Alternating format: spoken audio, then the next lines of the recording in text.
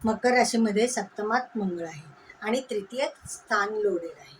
म्हणजे इथे काय होतं, तुमचं स्वतःचं कर्तृत्व तुमचं वाढणार आहे, कार्यक्षमता वाढणार आहे, योग्य नियोजन होणार आहे, प्रवास होणार आहे, ह्या सगळ्या गोष्टी चांगल्या होणार आहेत. व्यापार व्यवसायासाठी जे नवीन प्रकल्प तुम्ही प्रस्थापित केलेले आहेत त्याच्यामध्ये चांगले यश मिळणार आहे. जे प्रवास होणार आहे ते मात्र चांगले होतील. परदेशातनंही तुम्हाला चांगलं प्रतिसाद मिळण्याची शक्यता आहे. मात्र इथे काय होणार आहे, थोडंसं घरनं म्हणजे नातेवाईक किंवा शेजारी ह्याच्यातनं काहीतरी विरोध होण्याची शक्यता निर्माण होते. काही वेळेला तुम्हाला त्याचा त्रासही होणार आहे. फक्त काय, डोकं शांत ठेवा. आता 7:30 संपलेली आहे, त्यामुळे तो काही प्रश्न नाही. तुमच्या कर्तृत्वाला वाव मिळणार आहे. उलट या गोष्टी चांगल्या निर्माण होणार आहेत. मग या गोष्टी थोड्या जर त्रास झाला तर तिथे थोडंसं विचारपूर्वक निर्णय घ्या.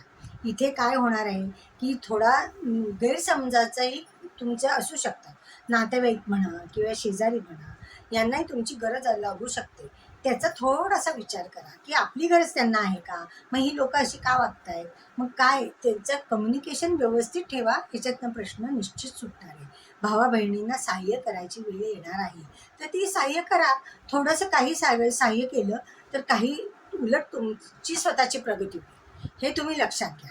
त्यामुळे त्यांना सहाय्य करा तुम्ही, असं माझं पर्सनल मत आहे. शेवटी काय आहे, थोडेसे राग असतील तर सोडून द्या आणि तुम्ही पहेल करा. तुम्ही स्वतः चांगलं वागण्यासाठी तुम्ही हे करा. कारण आधी इतके दिवस जे खराब पिरियड होता त्याच्यातनंही तुम्ही तावून सुलाखून बाहेर पडलाय, यश निर्माण केले, कीर्ती निर्माण केली आहे.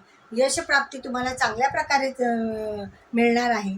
सगळं तुमची कामं चांगली होणार आहे. नियोजनपूर्वक काम करणारी ही रास आहे, कष्टकरी रास आहे. मग हिला काय प्रश्न येतो, फक्त काय आहे की कम्युनिकेशन व्यवस्थित ठेवा. कष्टाने तुम्ही पुढेच येणार आहे. काम करायला तुम्ही कधीही मागे नाही आणि तुम्हाला त्यामुळे भाग्याची साथ ही तुम्हाला मिळणार आहे. सगळ्या गोष्टी तुमच्या चांगल्या प्रकारे नियोजनपूर्वक होणार आहे.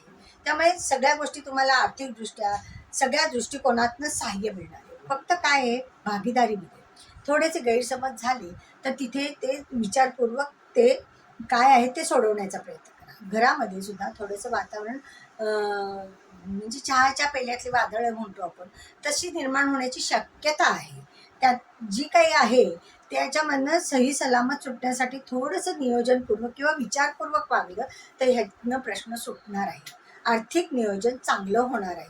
पैशाचे प्रश्न हे सुटणारच आहेत तुमचे, किंवा तुम्हाला प्रश्न असे फारसे येणार नाही आहेत आता. कारण आता 7:30 मुख्य म्हणजे सगळी जो निगेटिव्ह काळ आहे तो संपूर्ण सुटलेला आहे. आजारपण किंवा आणखीन काय, त्या गोष्टी सगळ्या संपत आलेल्या आहेत.